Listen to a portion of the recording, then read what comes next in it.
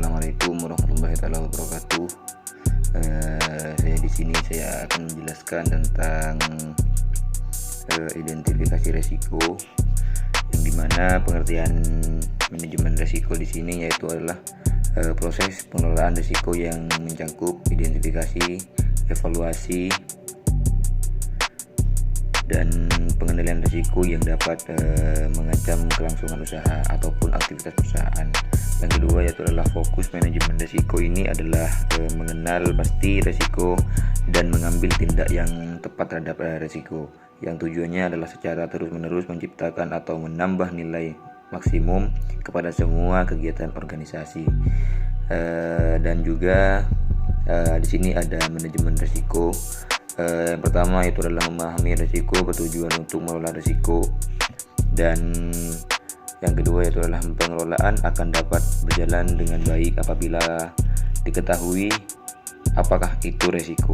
Yang ketiga itu adalah besar kecilnya risiko akan menjadi prioritas dalam menetapkan kebijakan pengelolaan risiko. Dan juga di sini ada risiko dapat menimpa siapapun. Nah, dan di sini dijelaskan bahwasanya dari hal-hal eksternal sampai hal-hal internal. Jadi risiko dapat menimpa dari hal eksternal maupun hal internal. Dan juga risiko dapat menimpa dari manajer puncak sampai cleaning service. Dan juga risiko dapat menimpa dari aset berwujud yang disebut dengan tangible assets sampai aset tidak berwujud yang disebut dengan intangible asset. Dan juga risiko dapat menimpa dari aktivitas inti yang disebut dengan core business sampai aktivitas pendukung yang disebut dengan supporting unit. Risiko, dan di sini juga dijelaskan bahwasanya risiko dapat terjadi setiap saat. Nah, risiko dapat terjadi setiap saat, yaitu adalah dijelaskan di sini yaitu adalah masalah SDM dapat muncul setiap saat, transaksi terjadi 24 jam sehari, dan juga reputasi organisasi sangat sulit dibangun tetapi sangat mudah hancur, dan investor sangat sulit membangun kepercayaan tetapi sangat mudah meninggalkan. Teknologi berkembang begitu pesat sehingga mempercepat usangnya aset organisasi. Dan juga di sini ada semua risiko berpotensi merugikan. Nah, yang pertama itu adalah dampak langsung. Nah, kerugian risiko di sini yaitu berdampak langsung. Jadi perusahaan akan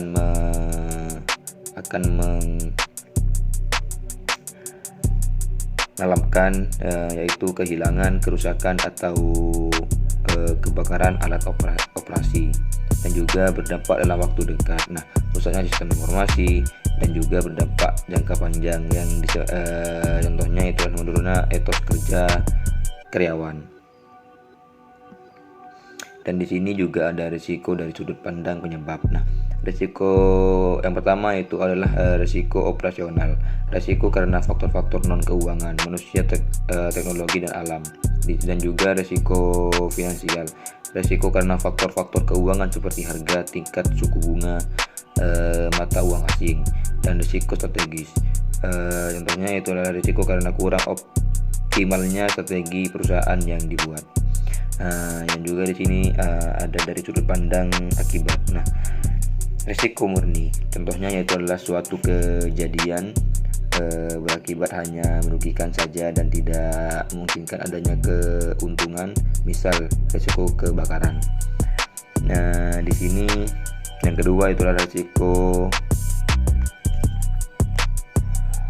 spekulatif. Risiko yang tidak saja memungkinkan terjadinya kerugian tetapi juga memungkinkan terjadinya keuntungan, misal investasi. Dan juga di sini adalah fungsi manajemen risiko adalah menetapkan kebijakan dan strategi manajemen risiko, primary champion of risk management pada tingkat strategis dan operasional. dan juga membangun budaya sadar risiko dalam organisasi melalui pendidikan yang memadai.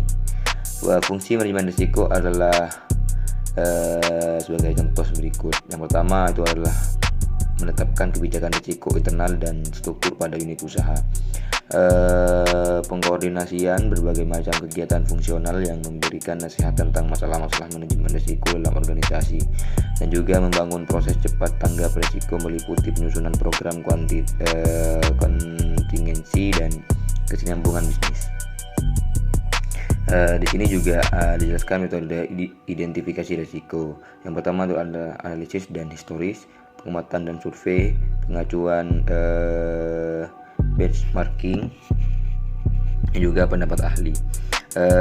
Analisis data historis. Yang pertama itu adalah menggunakan berbagai informasi dan data yang tersedia dalam perusahaan mengenai segala sesuatu yang pernah terjadi. Contoh dari data kepegawaian dapat diketahui bahwa perusahaan menghadapi risiko kehilangan karyawan yang penting. Dan juga pengamat dan survei, melakukan investigasi atau pencarian data langsung di tempat kejadian, contoh dengan mengamati proses produksi, dan dapat diketahui bahwa perusahaan menghadapi risiko lampu mati. Dan juga pengacuan yang disebut dengan benchmarking, mencari informasi tentang risiko di tempat atau perusahaan lain. Contoh dari berita di media massa dapat diketahui bahwa eskalator berisiko menyebabkan anak-anak terjepit. Dan terakhir adalah pendapat ahli, mencari informasi dari ahli di bidang risiko tertentu. Contohnya dari bertanya pada dokter, dapat diketahui bahwa orang dengan tingkat kolesterol tinggi berisiko karena penyakit jantung. Dan analisis risiko di sini yaitu adalah setiap risiko yang teridentifikasi diperhitungkan secara bergantian, dan penilaian mengenai besarnya probabilitas dan keseriusan risiko tersebut pun dibuat. Tidak ada cara yang mudah untuk melakukan hal ini. Analisis ini bergantung pada penilaian dan pengalaman manajemen proyek. Mungkin itu saja penjelasan dari saya. Kurang lebihnya mohon maaf. Wassalamualaikum warahmatullahi wabarakatuh.